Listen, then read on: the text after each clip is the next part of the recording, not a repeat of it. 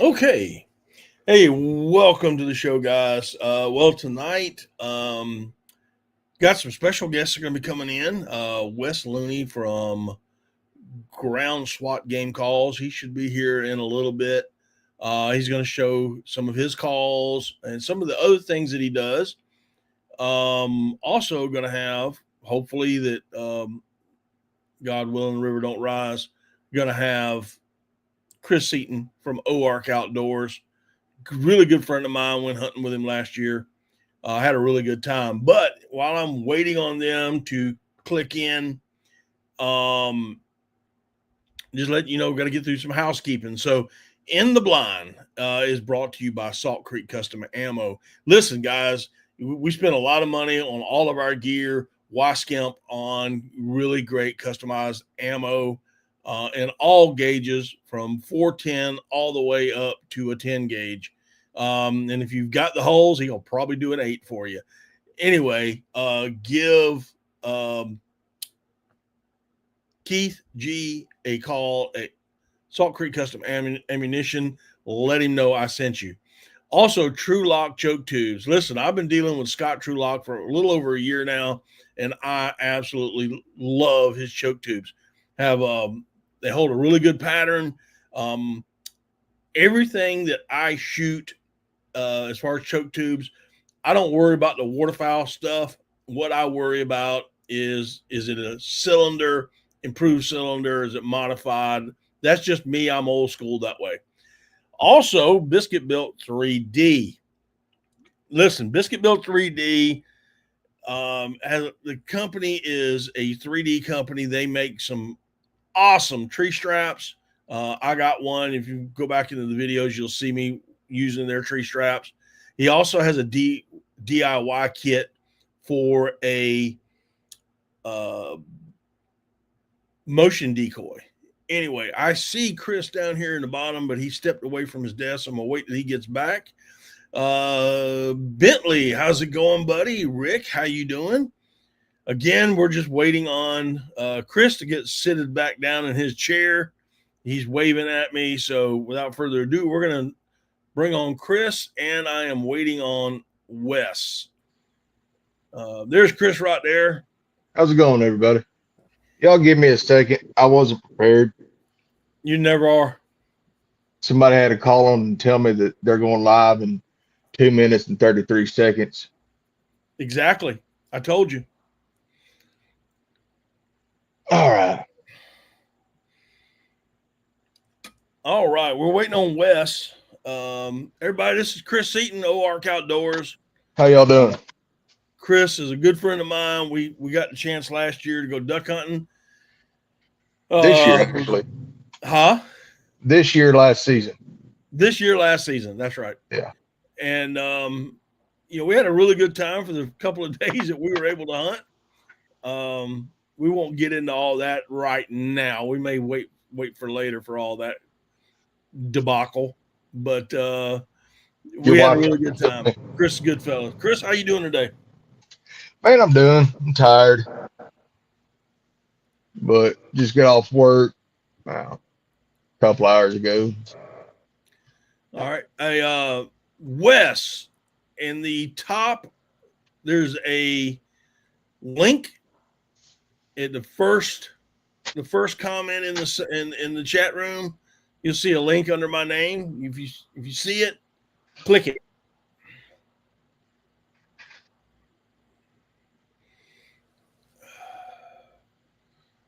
Wes, don't listen to him. He's just upset at us.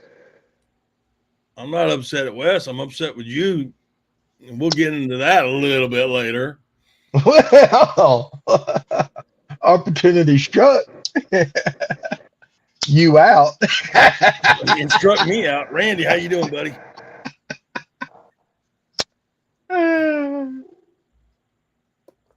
Did I show you my court canvas back? Well, you sent me a picture of it. Yeah. Okay. Yeah. Here we go. There he is. He's all there dancing. Wes, what's going on, buddy? Hey, do I close the YouTube link or? Yeah, you can close the YouTube link out. All right. Should be all square now. Yeah, sometimes the YouTube running with StreamYard, sometimes you get a reverb.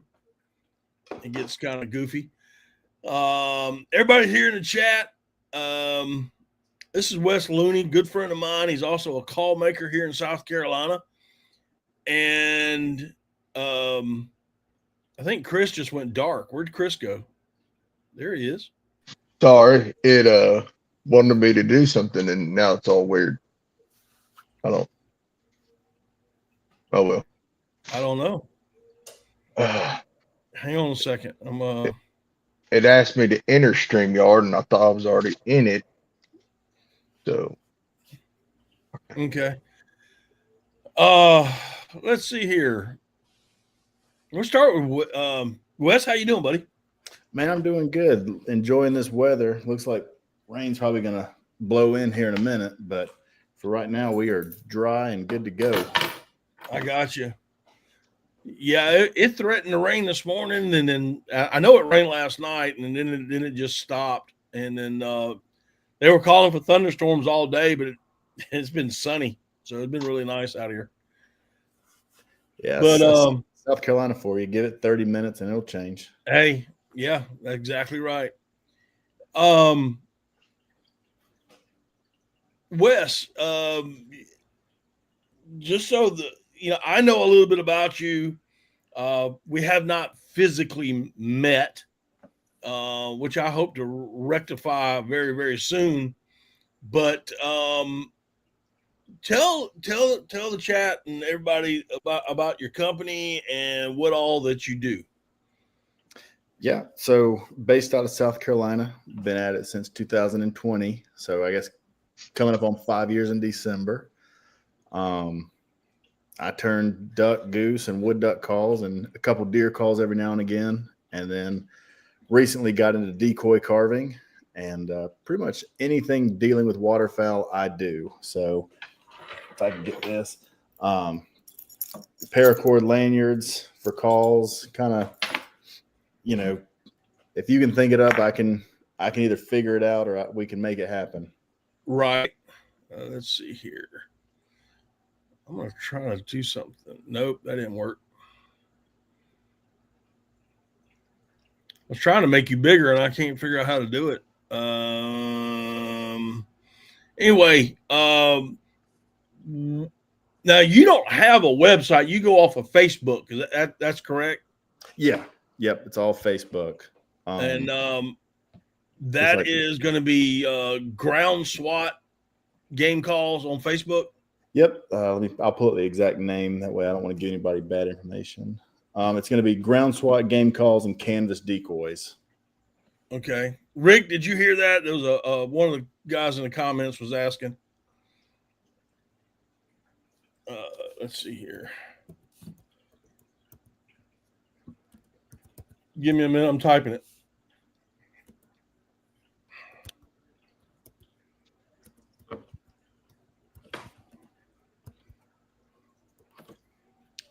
And canvas decoys, right? Yes, sir.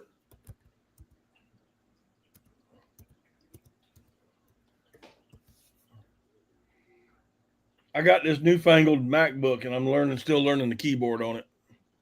There you go, Rick. There it is down at the bottom. We'll do that right there. And now, getting back to your duck calls. Now I've got one of yours. I fondly named it the Smoking Rose because I believe it was made out of rosewood.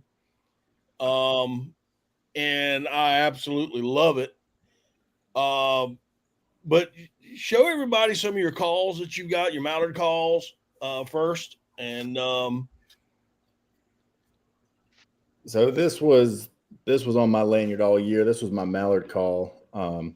This is actually made out of a Osage orange fence post. The guy gave me a rough estimate on the year.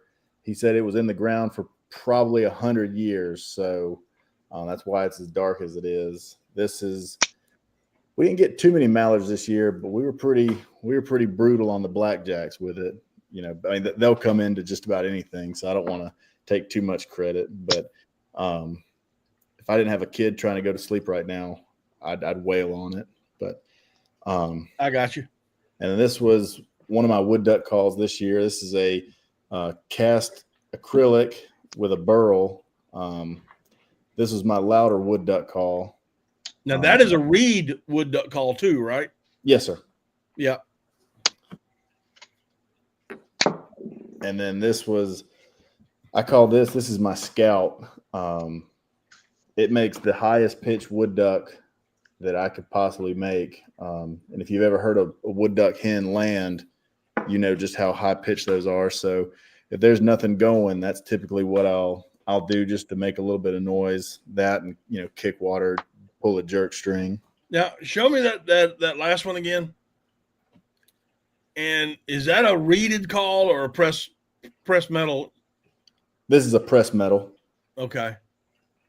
And this is made out of Osage orange burl as well. So I got you. For me, every duck call is made out of hedge. The rest of them are just kazoos. But I'm a hedge aficionado. Right. And now your goose calls, you're still in kind of your prototype stage, right? Yep. I'm so close to having something I'm comfortable with marketing, but we used it with pretty good success this year. We didn't get the geese like we wanted to, but we fooled a few groups. So, but yeah, that'll be hopefully by early season, I'll have something out. All right. And how about now I know that you make some very, very old school type decoys, the canvas over wire, which guys, I don't know if this video is going to do him justice. You're probably going to have to see the pics in his Facebook page to get a better look at it. But these are some awesome old school decoys. So this was one of my gunners from this year. This is just a hooded merganser drake, and I'll be honest with you, this is probably the best kept secret in South Carolina. So yeah. But yeah, we use this one with great success. It's just Atlantic white cedar for the head, backbone, and your bottom board, and then 12 gauge wire with canvas. And then this one was painted with oil-based paints, but I've started switching to acrylics just for dry time and cost. And then these are this is one of my buoy ducks. This is obviously a canvas back, Right. But Now, for those that don't know what a buoy duck is, can you kind of explain that? yeah, so it's literally just a excuse me, it's literally just a crab pot buoy cut in half, put on a cedar board, and painted to look like the duck you wanted, along with the head. And as far as motion on the water, you can't compete with them. The slightest wind, and I mean they're doing 360s. Right. Now, I know a lot of guys, I have in the past hunted over buoy decoys. I don't own one. And I have never hunted over a canvas and wire decoy, but I know I've seen them in action, like on old videos and stuff like that. And I know how well they move. Are you going to be, these are all are you making these for the public, or are you just doing this for yourself, or how's that working? I'll make them for the public. Right now I'm trying to build my own rig, but if a guy likes it and says, hey, can I buy one? Absolutely. Yeah, I know somebody like that. Yeah, I think we all do. I'm actually looking at him right below you. So yeah, I got Chris's bufflehead sitting on my shelf. Yeah, he stole my decoy and my call from me, out from under me, which is all in good humor and fun. Just so you'll know, me and Chris. No, it wasn't. Me and Chris pick on each other like we're brothers. I mean, it's just that simple. But I told you I'd get you back, buddy. Price point. So Jordan Wiley, who's another friend of mine and Chris's, we go to his lives on another platform. But he's asking about the prices on the decoys. What you're charging? So for a buoy duck, these are going to usually sit around $45 to $50 a piece, depending on the species of duck and the intricacy of the paint. The canvas over wire, a little bit more labor intensive, and just the wood that I've got to buy so it floats correctly. I really like these starting at 75. But obviously, the more you buy, the more, the bigger discount you get. I'm not trying to get rich off of this. I think if anybody got into the waterfowling market to get rich, you'll die a tired man. So now we're going to have guys that are coming in and out of here, coming in and out, and they may have missed some things, but I know Jordan is really interested in your duck calls. So could you show your mallard calls off one more time for me? Yeah, absolutely. So he can see them. So it's just it's a straight barrel, real, I don't like using the term old school, but it is what it is. It's got that old school feel. It's that Louisiana cut, I believe it's called. Yep. It operates off of a wedge and soundboard, just like, all the other Louisiana call makers, Dale Bourdelon, Haydale's. And there's a couple other guys that are doing it, but like I said, most of the guys doing it now are all J-frame guys. So in a world full of J-frames, BLA. Yeah. And what's your prices on those? So these, for a full mallard, it'll start at 50, based off of wood selection. And if you want acrylics, those are going to be a little bit more just due to the cost of materials and and what exactly you want. Let's see, LA. No, cut so down. It's not. Yeah, it's not going to be a cut down per se, but it's just a Louisiana tone board. So the soundboard and wedge system, where with a J frame, obviously you have the cork and the reed. This you just have a wedge to hold it in place. Right. Hang on one second. Let me. RD, what's going on? If Noah is around, tell him I said hello. My good buddy Craig is in here from North Carolina. He's in here tonight. If I missed you, I saw Rick earlier and Bentley and Randy. So if I miss anybody, I'm sorry. Just holler at me again. Yeah, I don't know how well y'all can see the chat room is my issue, but now you've got something. You got something that's kind of cool and really old school. Oh, yeah, I forgot about it. Let me go grab that real quick. Okay. Enjoy my kitchen. That's fine. Chris, talk to me, son. Sir. Talk what to do you me want to know, buddy? Till he gets back. Well, if anybody wants to know how his decoys are, feel free to contact me on here or any other social media, and I'll tell you here in a couple of days. I really don't know what to tell you. Ask me something. I don't know. I was just trying to get you to talk before Wes got back. So listen, guys, y'all know that I'm into all kind of duck hunting paraphernalia. I actually prefer it to be vintage when possible, but trying to find what Wes is getting ready to show is it's going to be hard to find a vintage one. But before we started putting spotlights on the front of our boats, and before we started using Q-beams and the little red plastic flashlights that some of us old timers used to use, Wes has gone back to old school and came out with a lantern box. So take it away. So just like Matt said, it's a let me angle this down. So yeah, it's just it's a red cedar lantern box with a cast iron handle.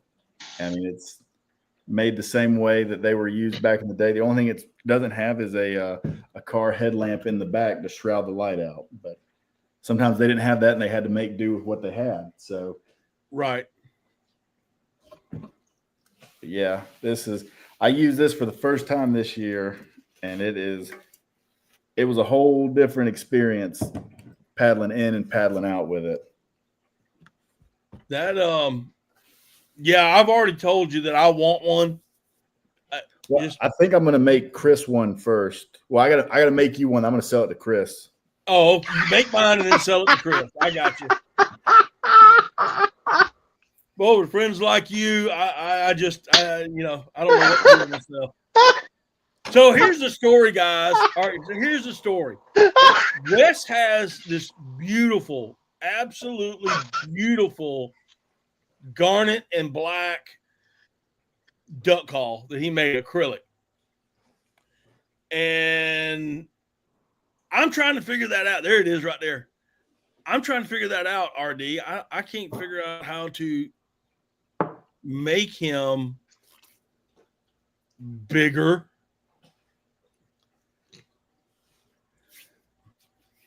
I don't see crap. I'm over here pressing buttons, guys. I don't know how to make him. Honestly, don't. Get out of here. I wish I did, but can't see it. Man. Let's see. I'll try to show it for you, Mr. RD. See if I can. But if it's a garnet and black, so garnet and black is the South Carolina Gamecock colors. And although I may not be a true diehard Gamecock fan, I just happen to like the call. So me and Wes were talking, and I said, dude, I want that call, period. Give me a couple days. I gotta get this together. But in the meantime, I'm gonna see if I can sell some of your calls. He goes, cool, man, appreciate it. I said, also, I want a lantern box with a canvas over wire, canvas back decoy to put on top of it. And I want it to be a gunning decoy because I may use it. So drag his video over my face. Whoa, there you go. All right. There. There we go. Thank you, RD. He's my IT expert. We may have to show everything else. Anyway, so he goes, yeah. And I called Chris. I said, dude, I think I sent Chris some pictures. I can't remember how that went. I said, this guy's got an awesome call. He's from South Carolina, blah, blah, blah, blah. And Chris said, yeah, I want one. I said, okay, well, here's his information. Give him a holler. Well, Chris gives him a holler, and then boom, he buys the only call that he had of that. Gets it's a buffalo head decoy, not a canvas back, but he gets that. It's already shipped to him. And I'm like, dude, where's my stuff? Where's my stuff at? I'm talking about a reach around without even a peck on the cheek. I mean, it was terrible. Hey, I'm a mover and a shaker, man. When I want stuff to get in motion, I get it going. I mean, I was like, dude, just give me I do not days. waste time. I was just waiting for payday, which is today, And then all of a sudden I said, Chris, I hear from Wes. I said, hey, Bo. And he goes, yeah, I got to buy some more acrylic. I'll get it to you in a minute. I love Here you go, man. RDs. Just see that lantern now that we got it up close.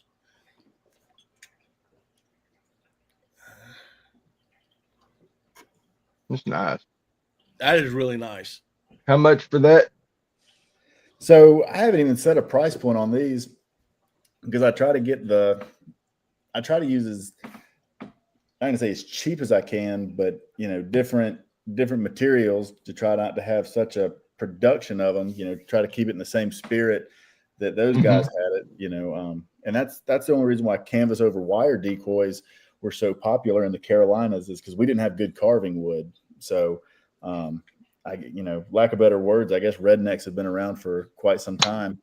So, they just figured out, hey, if I, put some fencing wire, around it to basically round it out, and then stretch my wife's tablecloth across it, crudely paint it, it'll slick a duck. I mean, we got to remember these ducks they got the, a brain the size of a pea. We don't need to reinvent the wheel, but I mean, it's a labor of love, but I absolutely, the key word is love. Right. Yeah, I think for these, I'd probably just do cost of materials, honestly. If I can get more lantern boxes, whether it's in man caves or lodges, or if you're crazy enough like me and you put them on the front of a boat, I think that's cool. So, probably just cost of materials and shipping, to be honest with you. I mean, I can see right now going to the coast,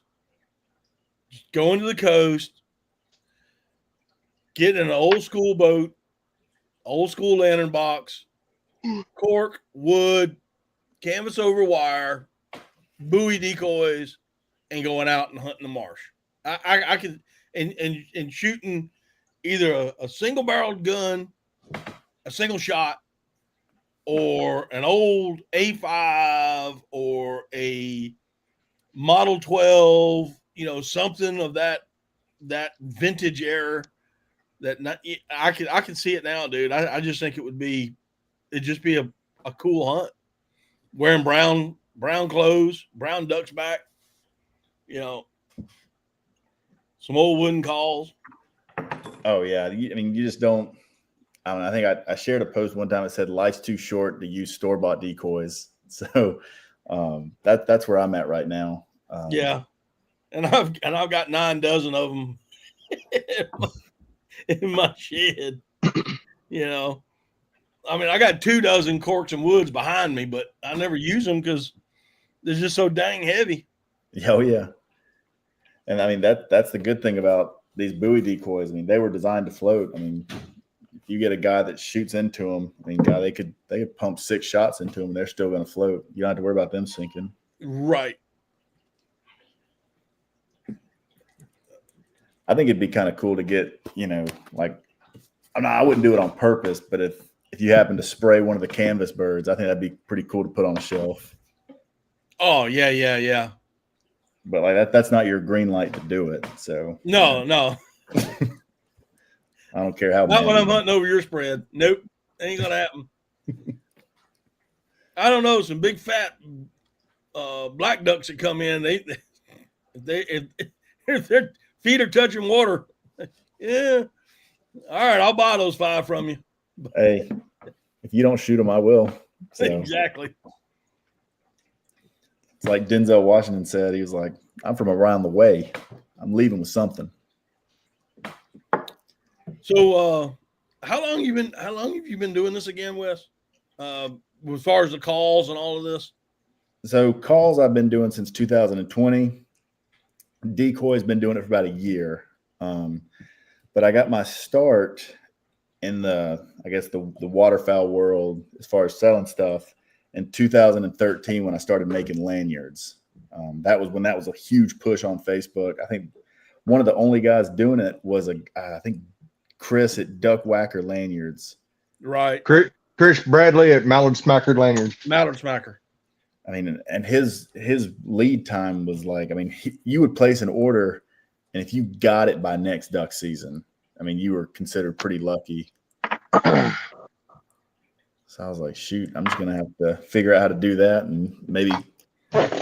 Here is, I don't know how well y'all can see this, but I got this from Chris just the other day.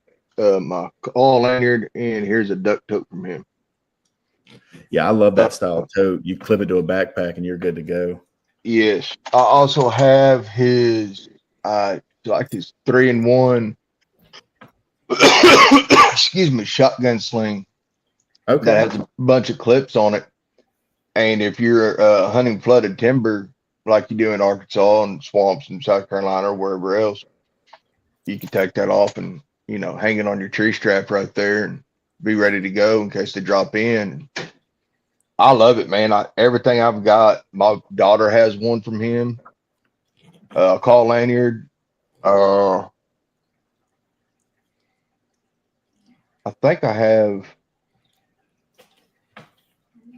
No, I used to have a leash from him, but I don't have that no more. But yeah, he makes great stuff, and there's a store somewhere around where he lives, around Jonesboro, Arkansas, and he's constantly having to fill their shelves. Oh, I believe it. And he'll get stuff out to me pretty quick, just because it's a one and done type deal, and he's Yeah. constantly working on orders to fill everything. Yeah, And I actually ordered one from him for my dad, and some of the old school calls that he has, the Earl Dennisons and the Scobies and that kind of stuff. So he wanted a really nice lanyard, so I got that for him. But we missed this question a little bit earlier, Wes. Randy Nettles, who's a good friend of mine, lives in near Effingham, wanted to know what part of the state you're from. So I'm from Fountain Inn originally, but I currently live in Belton, which is right outside of Anderson. Okay. But looking to move back towards Fountain Inn in the near future. Okay. So, but I do most of my hunting in Lawrence County and Newberry County. So, tangled web. Now you're going to be coming out. I mean, you got your prototype of the goose call, but you're going old school with that too, man. You're going with a flute. Yeah. There's not too many guys that are making flutes anymore. So you're going back. I mean, you're going old school with this stuff. I've got my DeLorean parked in the driveway. So do you really? But yeah, flutes are. I don't know. It's just got a different. To me, it's got a goosier sound. It's like we talked last night. The cut down was so effective in the early '90s when only a few guys had them, so they could pull ducks from everywhere. I think now we're starting to get that with flutes where everybody's running short reeds, and I mean these geese, they outside of the residents, I mean they've heard it, and now you get something that's a little bit deeper that they don't hear all the time. I think, and I'm probably overthinking it. I don't know how big their brain is, but I think I give them more credit than anything. Right. And we do have a pretty good resident population here. I just here in Sumter, man, unless you lease the land or have the land, you're not. There's nothing on public. The water hunting around here is. I'm not saying you can't do it. I'm just saying it's very slim. It's the same way in the upstate. If you're not knocking on farmers' doors, hunting cattle ponds, I mean, you're competing with golf courses that are just holding birds, right? And these birds don't get old by leaving the refuge or leaving Miss Nettles' dock where they get Sunday bread every day. Right. It's like I said last night. South Carolina's answer was to basically put out domestic mallards, and our genetic pool is so screwed up. I don't know if golly, it's almost as rare to kill a non-clip-toed mallard in South Carolina as it would be to kill a double band in Arkansas. Well, the problem with the banded ducks, and a lot of guys out west just don't know about it. I say banded duck, the clip toes or release ducks. I mean, there's some places that are releasing up to 5,000 birds on their place, and that's just in South Carolina. That's not counting up and down the East Coast. And what birds don't get shot, and what birds decide for whatever reason they're just going to hang around all year, they're going to mix in with a wild population. Mm-hmm. And those bad genes, those bad DNA is going to get transferred, and it's going to harm, and it's already harmed the Atlantic flyway. But there's a thing called crossover, and these ducks will cross over. Our crossover is right there at the North Carolina mountains. Ducks come in. Most of our mallards that are wild come from Pennsylvania. And people don't know that. They come from the Great Lakes of Pennsylvania. That's where the majority of them come. And they fly straight down the mountains on the west side, and they cut over into North Carolina. And that's where we get the majority of our wild ducks. Well, those domesticated ducks are going to hook up with them.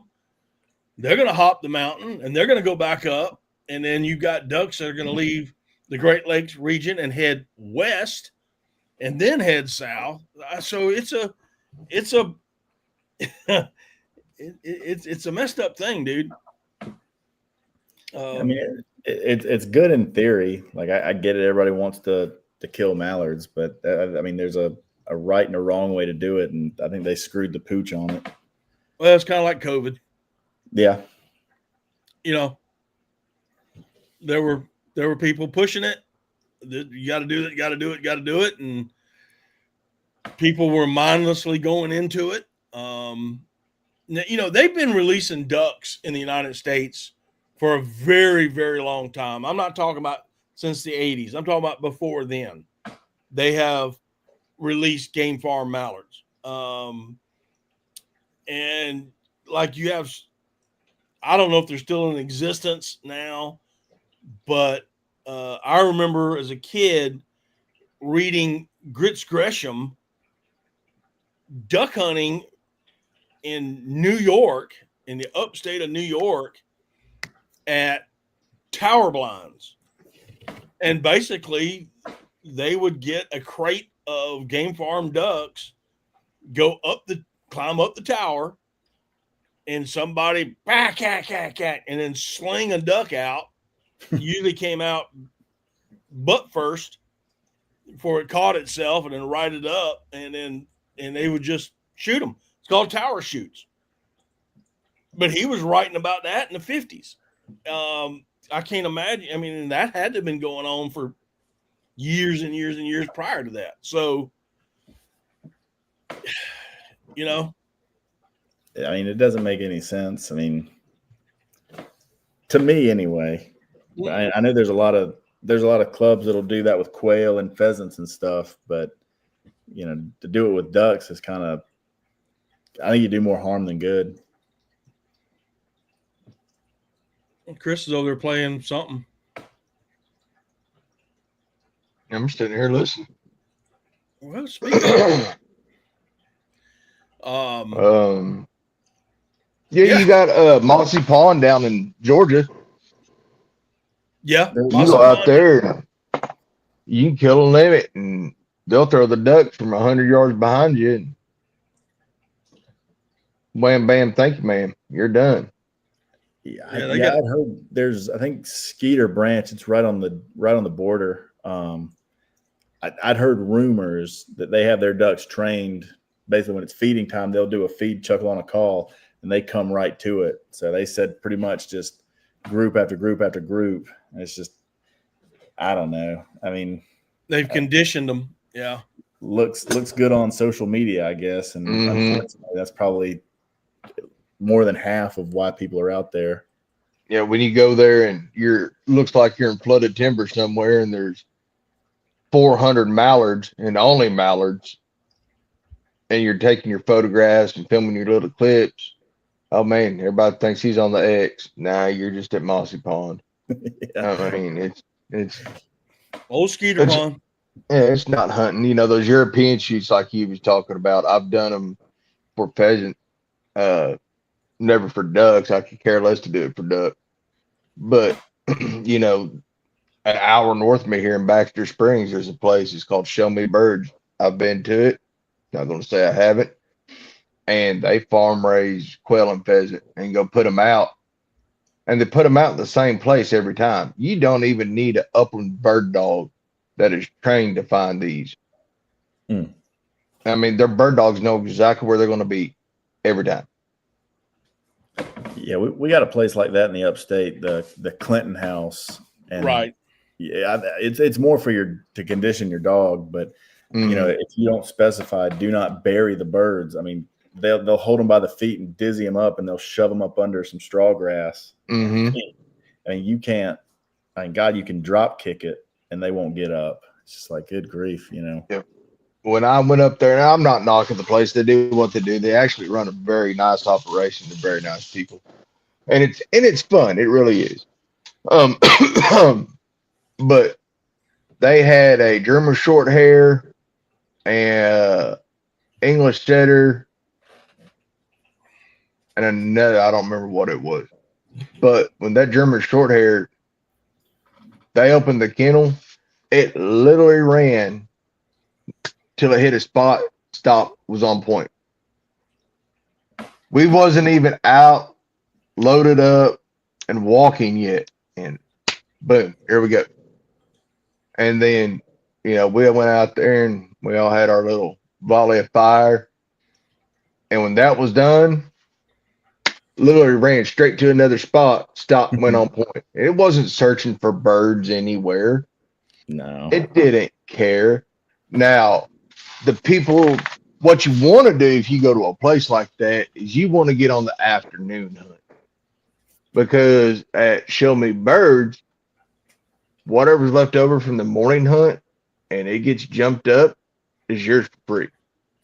Yeah, that's how it's ran at the Clinton house. If they'll put them in the fields, where they bush hog, but the wood line's fair game. So I mean, you don't know if you're going to kill a pheasant, quail, or chucker. So it's always worth looking around. But. Yep. My uncle and David's heard me, or Matt's heard me mention him before. He's in the NBHA Hall of Fame for upping bird dogs as a trainer. And I said, would you be interested in going up there one time? And he said, maybe just to give my dogs a workout, but that'd be the only thing I'd ever do. He said, it's not hunting. He said, their dogs know exactly where to go. He said, my dogs wouldn't, so they'd have to hunt and search for them. He said, but that's all that would be. He said, I would never even take a gun or pull the trigger. Yeah. I don't know. And then they'd start comparing dogs like, oh, my dog pointed. It's like, well, your dog's on home field advantage. He wants to bury it. Let's call a spade a spade. Don't compare apples to oranges. But like I said, who knows? There's people around here. So Oklahoma is famous for the farm ponds when it comes to duck hunting. And I had the privilege / disprivilege to be on a lease for my first time last season. And Grand Lake, for people that don't know anything about Northeast Oklahoma, Grand Lake, which is 10 minutes north of me here, has more shoreline than the entire coast of California. It is the second biggest lake in Oklahoma. And my lease was 2.5 miles one way and like 3 or 3.5 miles another way between 2 points. And you can, when the ducks were down here, you could sit there and watch them traffic back and forth, back and forth, back and forth. And they'd land on these ponds. And, people are like, well, that's not real hunting. I'm like, have you ever tried it? Because if you tried it and they're a wild duck, they're going to do what wild ducks do. And that's whatever it is they want to do. So don't knock it, because people think it's easy. I'm like, it's not easy at all. At all. I got two new guys in here. Jeff Barris came in and Charles. I just want to say hey in person. But Wes, I know that Jeff and Charles are going to be interested in seeing your decoys and your lantern box again. Okay. We'll start with a buoy bird.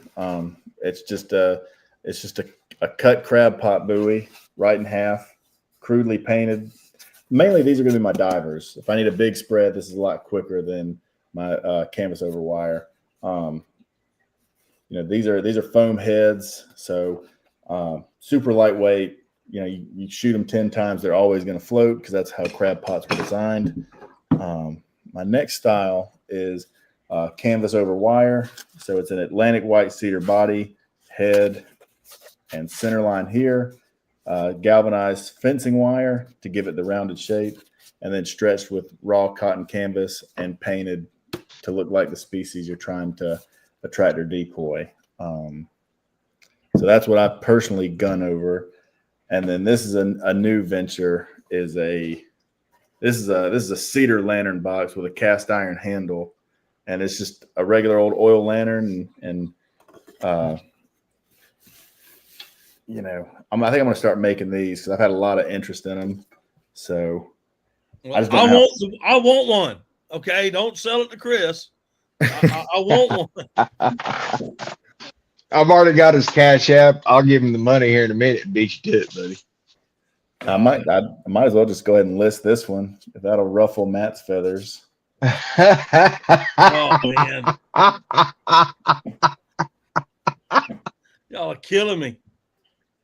Killing me. Just remember, this was your idea. So yeah, I know. How much you want for it, Wes? Oh gosh, don't catch me lying. Ugh. I don't know if I could sell my first one. I don't know.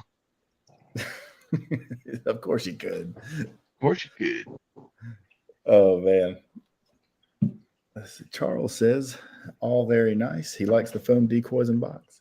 Yeah, I mean, and this is actually a washed up buoy that I had gotten from a guy. So it's gonna have, you know, where the paint has flaked off from its original owners.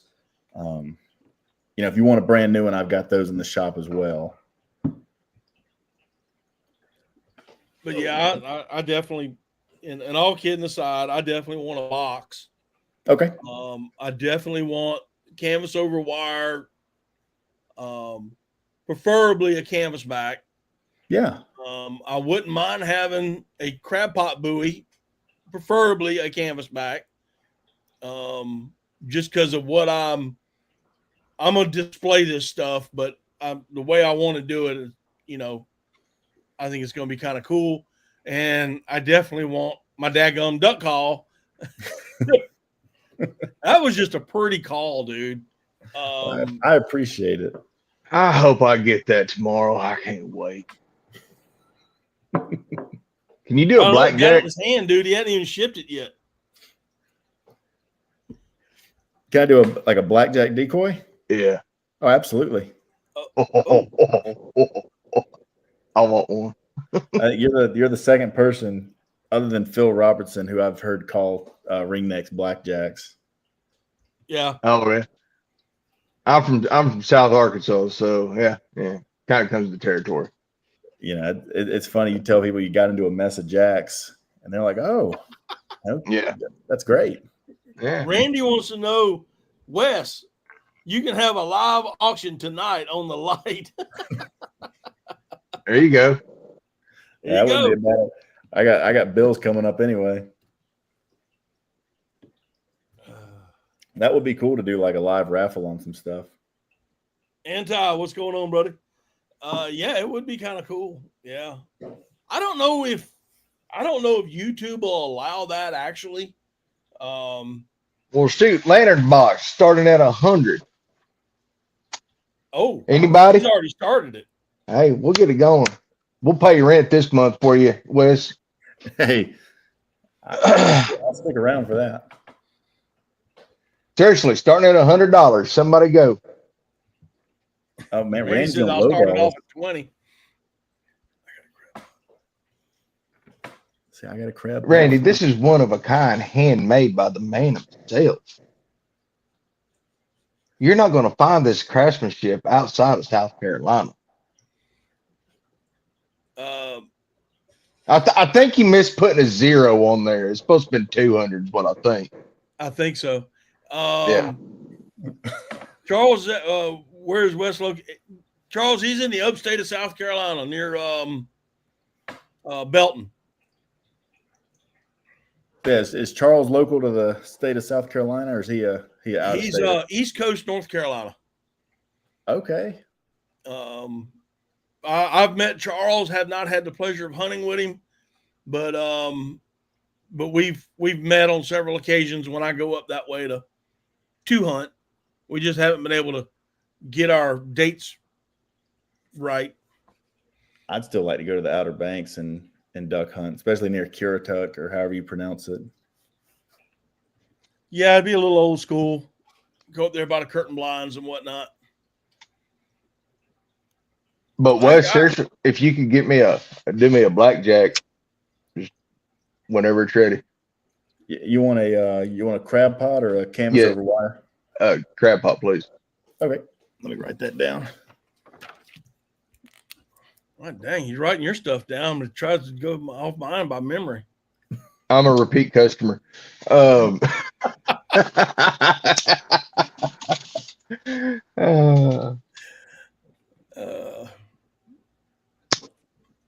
Arnie says his favorite place is OBX.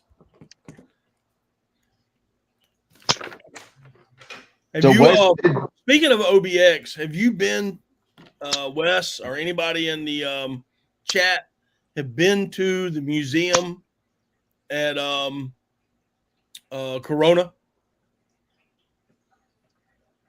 I've watched YouTube videos about it. I'm gonna tell you, man, that you really, really, really need to take the drive there. I know it's a long drive. I mean, it's 6 hours from my house, but it is. You get up there, it is well worth. The museum itself is well worth it. It really is. Charles, curtain blind is something everyone should try. 3 pintail limit should make it even more fun. Yeah. It's only one here in Oklahoma for this upcoming season. What? It's 3 all across. They put out the 25-26 waterfowl, and it is 1. Really? I think in South Carolina, you can't even see 3 pintails. I don't think there's 3 pintails in South Carolina.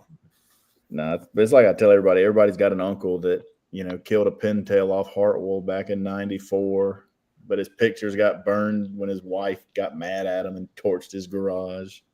I got pictures somewhere of me with a pintail here. I don't know if they're on my phone or not. I'll keep looking. Y'all talk, I'll look. Shoot, in California, we used to beat down on pintails like we do wood ducks here. Yeah. And see, me and Wes was talking on the phone the other day. That's how good of a customer I am, Matt. I've talked to him on the phone too. There. You're not a customer though.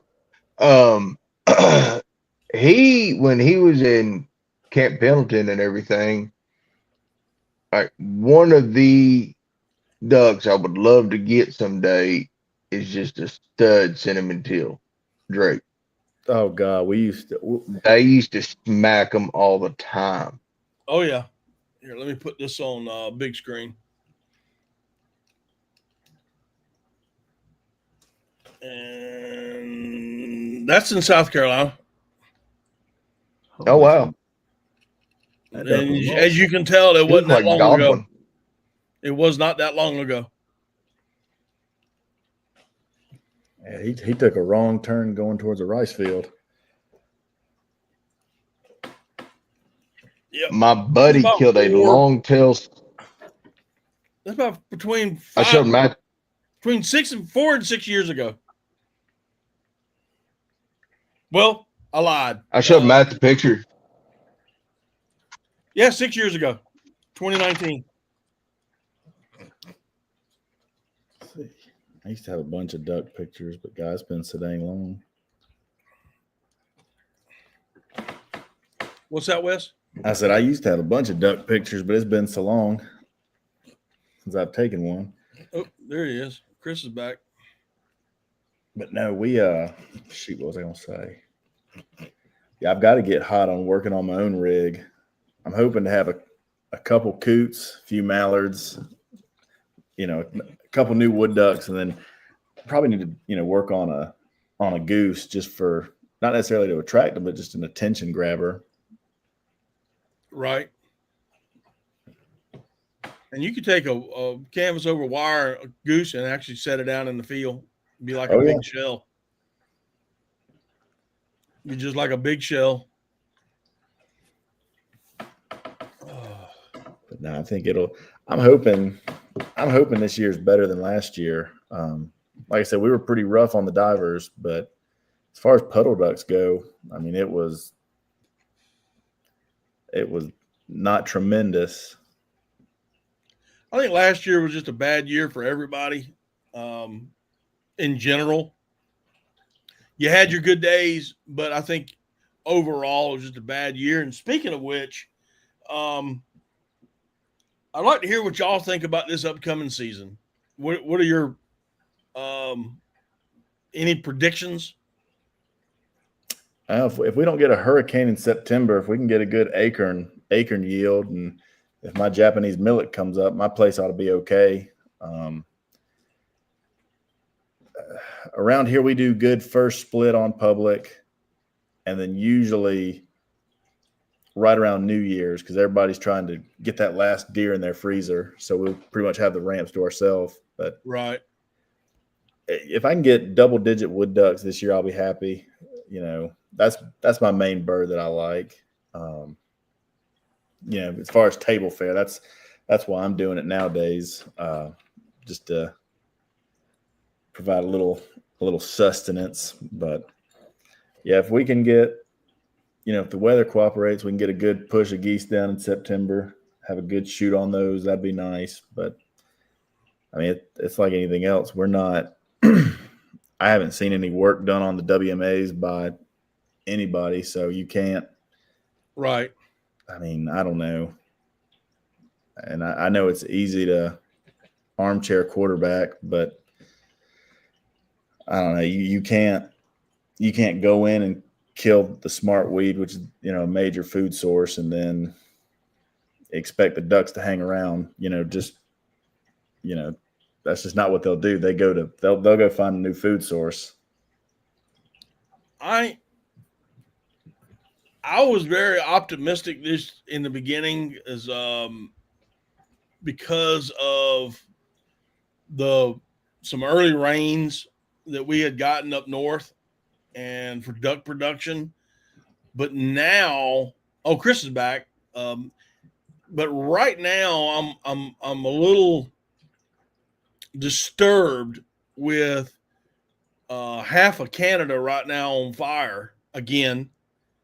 In the boreal forest, where 90% of our ducks on all fly, you know, on the central Mississippi and the Atlantic come from, it's on fire right now. So I just don't know, even if we do have our duck production is going to have to be in the continental U.S., the Dakotas, Minnesota, so forth. Because right now, I don't see a lot of birds coming from Canada.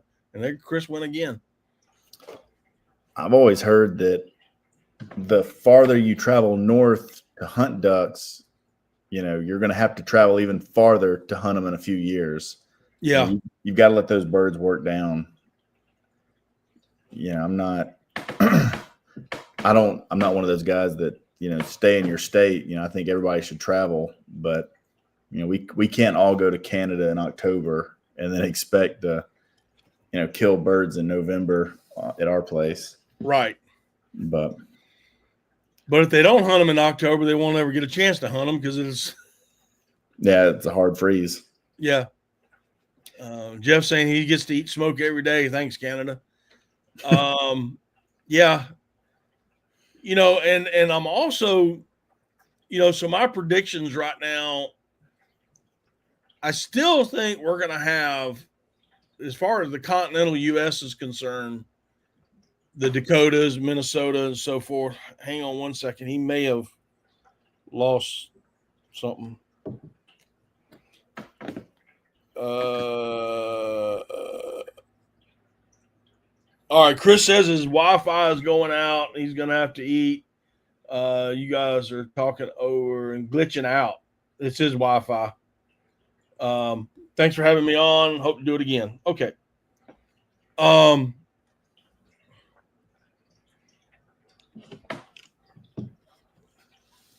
Doesn't come up with webfoo in YouTube webs. He's already gone anti. If you're talking about Chris, Wes, who is up there now, has only got Facebook and Instagram, and TikTok, I think. Yeah, not really active on TikTok. Right. Let's see. I'll pull up my little home screen. Let's see. Come on, dadgummit. There you go, guys. If y'all see that, that's what you're looking for. That funky duck.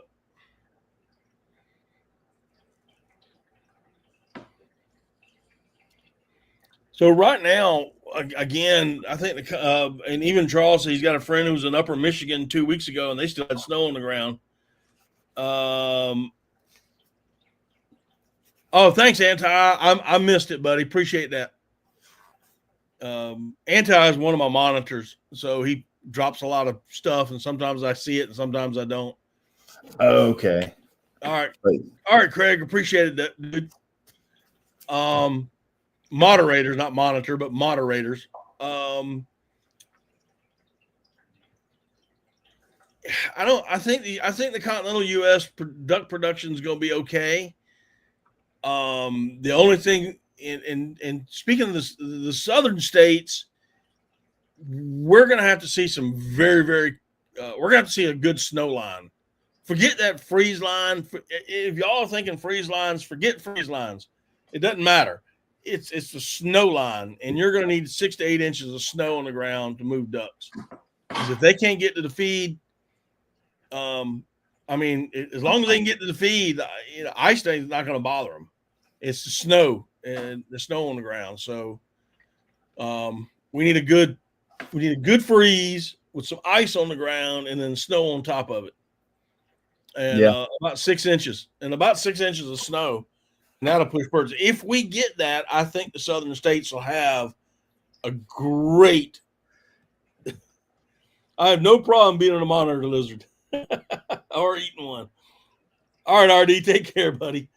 So those are my predictions. I wanted to hear Chris, but his Wi-Fi dropped out. So, and Wes, you're free to stay as long as you want. I know we had talked earlier and you said you had about an hour. We're hitting that about right now, but I'm just letting you know you're free to show your stuff off. One more time for people that are coming in, you're more than welcome to show off, talk about your Facebook pages and Instagrams and where you may be here. I know you said something about going to a show in July. Yeah, the first Saturday in July, I'll be in Lawrence set up. And give me a quick minute. I'm going to go get the rest of my calls from a leftover event. We'll see if we can make a deal for some folks. Okay. All right, guys. So he'll be right back. He's going to get some. I don't know if you heard him, but he's going to get some calls that he's got left over. Like I said, I've got one of his calls already. They're a little Cajun style, or LA cut is what they say. And if you're not sure what an LA cut is, Del Bordelon, if I pronounce his name right, he's the one that makes a lot of LA cuts. But Phil Robinson also, they were LA cuts. Those duck calls were LA cuts. So if you're familiar with those calls, it is what Wes is doing. But the good part is he's doing it in South Carolina and putting his own twist to it. So we may have to rename it to a South Carolina cut.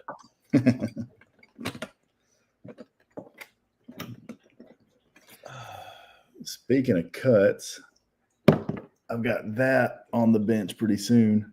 That's an old. So got that one up my sleeve. Let's see. I've got that acrylic wood duck left over. It is purple and green, kind of like the Hulk or the Joker, whatever suits your fancy. And you got a child that's going to bed, right? Yeah. Yeah, so you can't get a sound file. Okay. And then I've got a cross-cut hedge with a Cocobolo insert. Is that a wood duck? This is. How much you want for that? I tell you what, if you mention live and you order it, I'll ship it for $35. And I tell everybody, if you find one of these in stores that looks like this and sounds this good, I will personally buy it from you. And what form of payment do you take? Cash App, Venmo, or if you meet me in person, I'll even do cash. Okay. You know, I have a very special addiction to wood duck calls. And then this is a little mini wood duck. This is out of Spectraply. Got different colors there, kind of like a almost like ketchup and mustard. Kind of like an hourglass shape. And then I recently started cutting the old DR85s. Oh, hey, Dells. Where, see if I can show you the tone board. Oh, wrong way. Yeah, you knock those down. And I'm telling you, I wouldn't want to be in the hole next to me with this thing because, I mean, it's loud and it's mean. I mean, it sounds just like any other Mondo on the market, and that's from a $25 duck call. You know, and I think Tim Grounds said a $200 goose call with $5 hands is a $5 goose call. And then on the same, you know, a $5 goose call with $200 hands is a $200 goose call. But I mean, this Olt is untouched. I mean, that's the original cork and reed from the factory. So that'll be a fun one. Now, for those that may have an old Olt that want to get it cut down into a cut down call, what do you charge for something like that? So typically you'll ship it to me and I'll take a look at it. If it's warped or cracked or something that I don't think I'm comfortable doing, I'll send it straight back to you, just because, you know, the fact of the matter is I think Olt went out of business in 2002. So a lot of these are your daddy's Olt or your granddad's Olt, and I don't want to be responsible for butchering like this one. I mean, there's no warpage at all. It's straight up and down. Right. You know, some of them, I mean, they're twisted and bent and all that fun stuff. But, and then even right here, I got one of Dale Bordelone's calls. One of his old polys.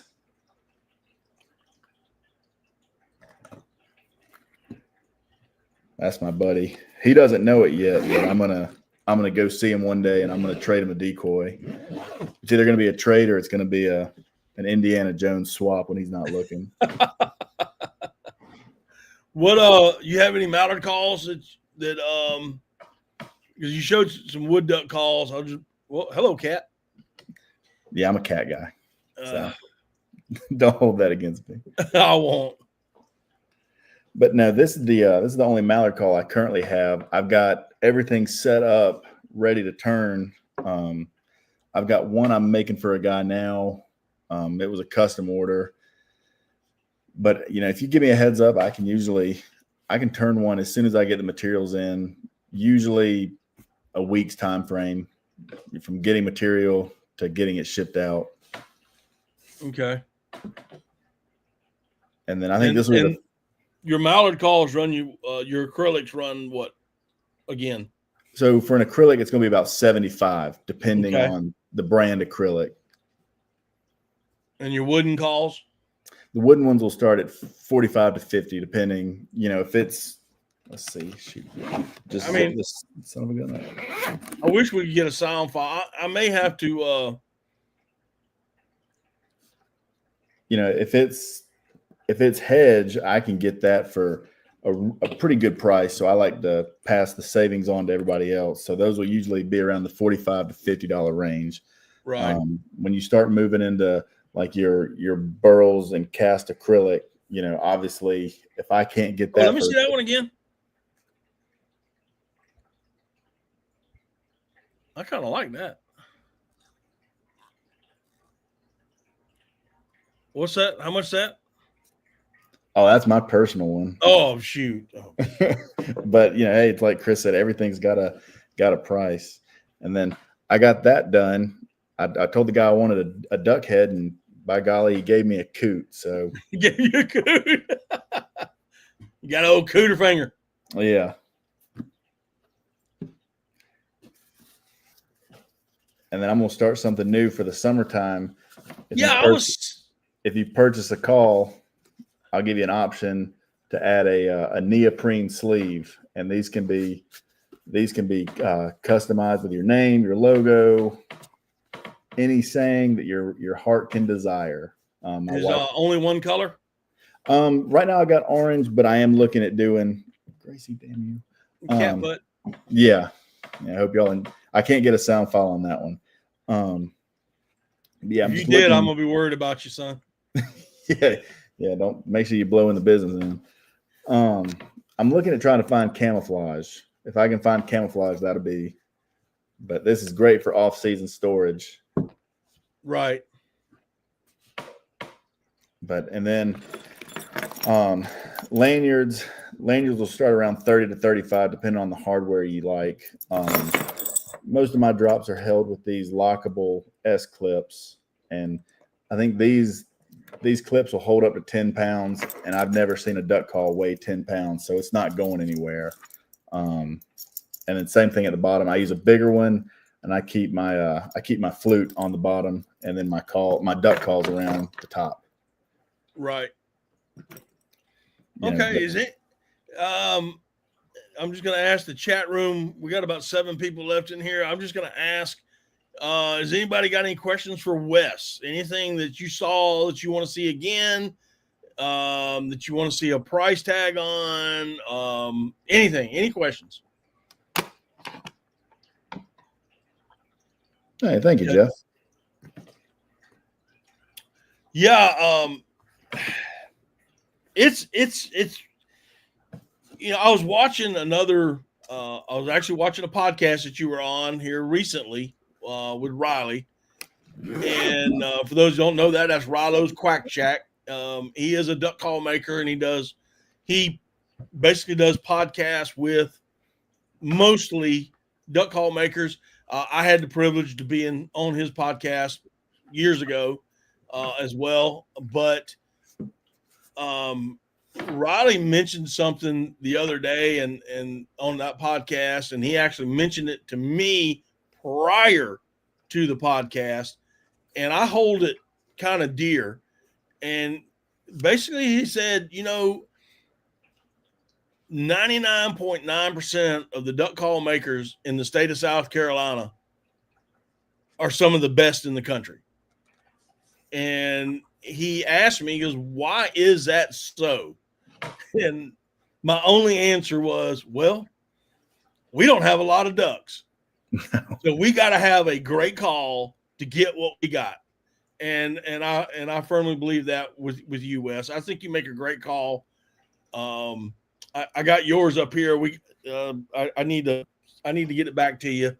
I need you to help me out with a tone board. Had a little issue. So I need to get that fixed. What I'm gonna do is I'm gonna replace it with with one of these styles. And I'm telling you, you won't be able to get that old one off your lanyard quick enough. Yeah. I look at those and I'm like, oh man, I thought I had it figured out then. And granted, right. I still don't. If you don't learn something every time you flip the lights on in the shop, you're doing yourself and everybody you hunt with and you that buy from you a disservice. So, Jeff wants to know the price on the lanyard. Yeah, Jeff. So one like this with the S clips and all that good stuff, I really like these at 35. And that, short of throwing this under a bush hog, man, you're not going to tear this one up. It's made with top quality paracord. Everything's hand tied, and these things are. Every braid, every knot, every splice is. For lack of better words, man, it's tighter than a nun's butt. Yeah, you go. And the bottoms where I'll combine this loop, I basically braid it back onto itself, and it's not going anywhere. And if with every one of my products, if you're not 100% happy with it, tell me what I could do to make it better, and I'll make it right. I always tell people, if you love it, tell your friends. If you hate it, tell me, and that's the cool thing about, small shop guys is typically, if you were to, call the number on the back of a call you get at Academy or, Cabela's, you're either going to talk to Vanessa in accounting or you're just going to get an answering machine. Right. With me, I mean, as long as I'm not, previously occupied or away from my phone, I'll answer. We'll talk duck and all that good stuff. Jeff, he does not have a website. What he works off of is Facebook, Instagram. I have it highlighted: ground SWAT, game calls, and canvas decoys. That's his Facebook page. Shoot him a message and he will get back with you. That's simple. And we can get that ball rolling. Sir? I said, we'll get the ball rolling, Mr. Jeff. I'm fixing to send you another message. Put it together. Shoot me a price. But I got, I have a special affection for wood duck calls, and I own quite a few up here. I'm not gonna lie to you. I've got a little collection. But one of the ones that I have found that work the best is for me, and that is the Duck Commander wood duck call, because it's got a reed in it, and you're one of the first people that I know of personally that puts a reed in their wood duck call instead of that pressed metal. Which there's nothing wrong with pressed metal. It's just I can't get it to break over the way I want it to. The way, I know that a wood duck sound, I can't get that sound. So, I'll be ordering here shortly. No, I mean, it's hard to beat a wood duck. I mean, yeah.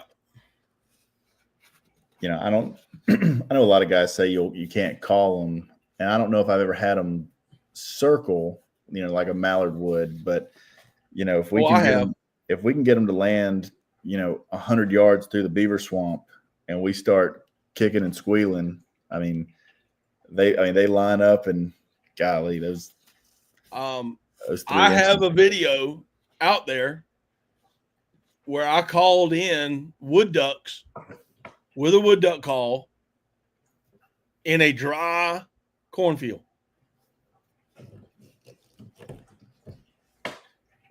Sure did. I sure did. You can see them. You can hear me calling. Then all of a sudden they break through the fog and they're locked up into we were hunting a dry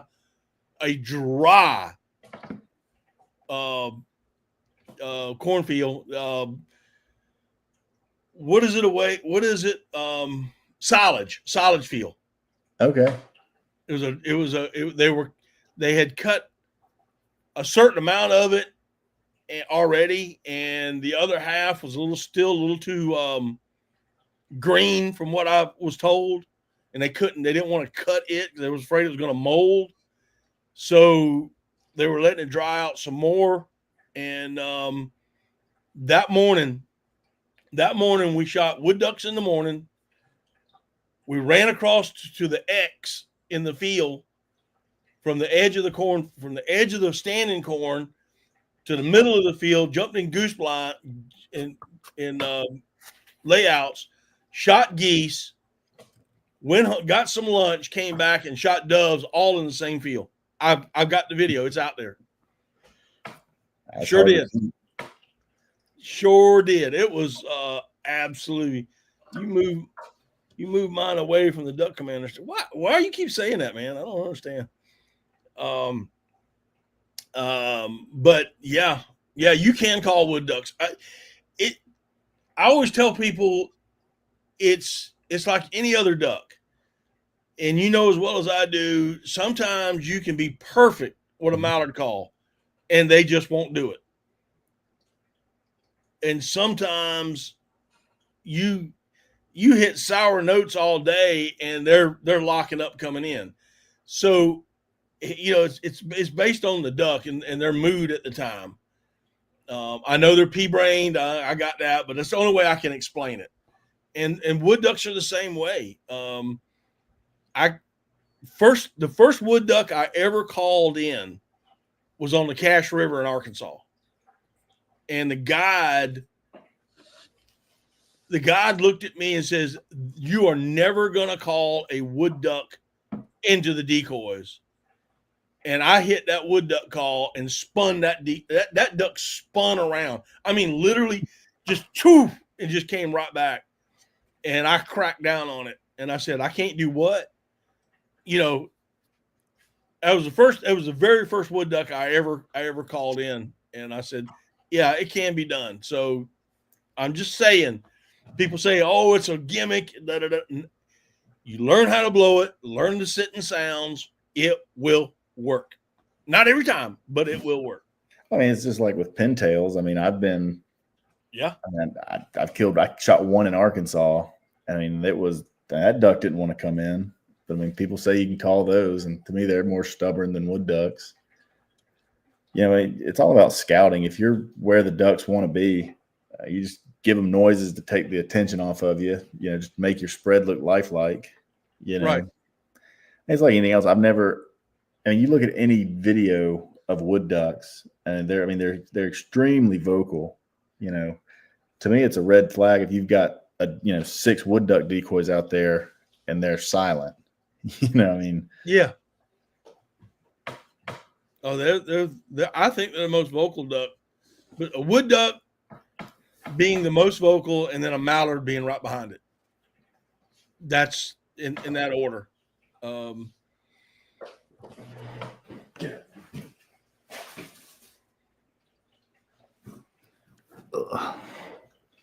But no, but I mean, it's like anything else. If you can't call them, I mean, that's fine. I'll make noises at them. And if I can leave with a couple wood ducks and you leave with, a little bit less gas in your boat, that's fine too.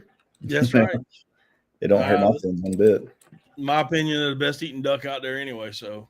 Oh yeah. I'd take 3 wood ducks over 3 mallards any day. Yeah.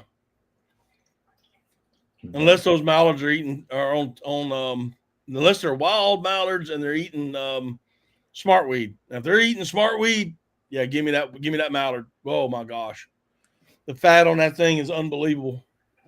But shoot, I'm just ready to. Usually, I don't start getting too excited for duck season until after July 4th. I try to enjoy the summer best I can, but man, it makes it tough when you're not constantly surrounded by calls or working on birds. But we're gonna start scouting soon. While other people are getting drunk on sandbars, we'll be out scouting, trying to find beaver holes and stand in grain. Well, speaking of which, if you ever want to come down this way and go for a ride in Santee, let me know. I would love nothing. You have an open spot in the boat. I wanted to come up there this weekend, but you had told me that you're going to be out of town, that kind of thing. So if luck has it, I will be out there Saturday scouting. I mean, literally out there. I'll be up in the swamp scouting, looking at water levels. Right now they're fairly high, so I can get into some spots and check out some old holes. Know what my water levels are, take pictures. All right, here it is. This is all greened up, but this is it. See what kind of vegetation's in there already and that kind of stuff. So we starting. It'll be here before you know it. Oh yeah. Better catch up on that sleep now, because it don't come easy during November. Nope. And mine starts in October on that Minnesota trip. So, yeah, that'll be fun. I'm hitting Minnesota in October. As soon as I get back, there's a chance I'm going to North Carolina at the end of October for their early season. And then here for the wood duck pond, the beaver ponds and whatnot, and back out to Arkansas. And so it's going to be I'll be in the road. I just hope my truck stays running this year. I know that's right. Well, I'm gonna go ahead and hop off. But if Sure anybody thing, in buddy. here is interested in a call, lanyard, or decoy, go ahead and hit me up on Ground Swat Game Calls and Canvas Decoys on Facebook, and we can get you going. Get ready for a message. Hey, I'm looking forward to it. All right, brother. Listen, Matt. Wes, thank you so much for joining me tonight. And you have an open invite in my boat, and you have an open invite anytime that I am live and you want to just step up in here, you have an open invite, man. Just come on in. Perfect, man. I appreciate that, Matt. Thank you for having me on. All right, brother. Take care of yourself. Yes, sir. You too. All right. There we are. All right, guys. Well, there was Wes. We saw a little bit of Chris earlier, and his Wi-Fi went out. I'll call him up here in a little while and see what's going on with him. Make sure he's okay. But I do appreciate each and every one of y'all coming in tonight. Again, if you're interested in one of Wes's calls, these calls do sound good. I wish he could have done a sound file. I would do one on the one I have for him, but the tone board's a little messed up and it's just not going to sound right. So hopefully I get that squared away before the duck season shows up. But hook him up, go check him out, and get yourself a duck call, a lantern box, a lanyard, some old school type decoys, and hook a brother up. Anyway, guys, y'all have a great night. Y'all have a great rest of the week, and we will see y'all next time on Daddy Duck 365. Good night, y'all.